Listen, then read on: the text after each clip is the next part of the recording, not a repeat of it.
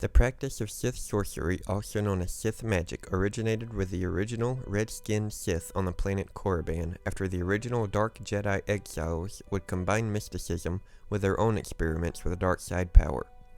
It could only be used by Force sensitives who had an intrinsic relationship with the dark side and used spells, handling of artifacts, and gestures to call on the dark side of the Force to warp minds, reality, be used in battle, and so on.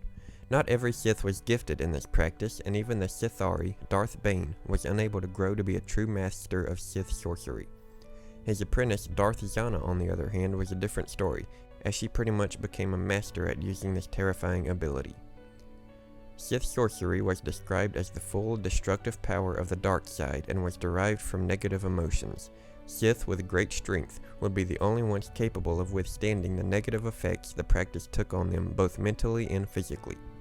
Sith such as Zana could use this magic and summon dark energy in the form of tentacles, known as dark side tendrils, that could cause agonizing mental and physical pain and even destroy flesh and bone. The magic could alter reality and make its victims see horrifying images, their worst fears pulled from their very minds and being brought to fruition right in front of them. Darth Zana would once use this on a man who was so horrified by what he was seeing that he would claw his own eyes out in an attempt to get the visions to stop.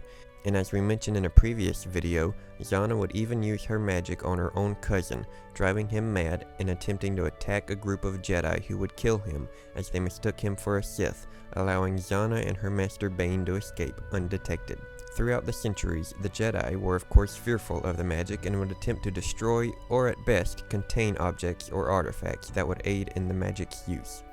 Those Sith who were skilled enough could even call upon this magic to create a false, light side aura to mask their own dark presence.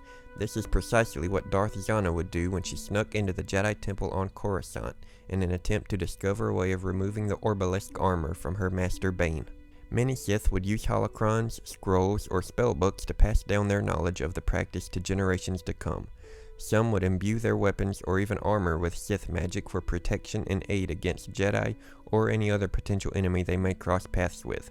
Some who used this magic would consider themselves impossible to defeat. Sith magic could be used to heal. However, even with all of its power, I don't believe it could be used to resurrect the dead, at least without dire effects or consequences. Though it was through Sith sorcery that the ancient Sith Darth Endedu, as well as others throughout history, would successfully learn to transfer their essence to another body, therefore, in theory, achieving eternal life. And there are some instances where Sith alchemy was used to create undead and twisted beings, and a virus which resurrected the dead was once the result of a Sith alchemy project. As I said, even though resurrection may be possible, it isn't without consequences, as the resurrected are not persons they once were, either due to the process of being brought back or either due to the influence of the dark side. By the time of Order 66, wiping out a majority of the Jedi, beginning the Galactic Empire, Sith magic would become a rarity, though Darth Sidious would study it over the years and would achieve essence transfer in the Legends Dark Empire comics, and we can assume that he used a similar method to essence transfer before the events of the Rise of Skywalker as well. All in all, Sith sorcery was extremely powerful, dangerous, and of course horrifying to its victims. To those Sith who had the power to wield it properly, it was a great weapon, and there were some who mastered it. As we already mentioned, Darth Zana would use it on her then master Darth Bane during their final battle to determine the Sith Master and continue the lineage of the Rule of Two. Though Bane was strong and able to resist her magic, with him even attempting to transfer his essence into the body of his own young apprentice, prolonging his life, Zana would resist and defeat her master and take up her own apprentice in Darth Cognus, continuing the Rule of Two lineage. I hope you enjoyed this brief video detailing some of the history and effects of Sith sorcery or magic, as well as some of its users. As always, I appreciate you watching, and until next time, may the Force be with you.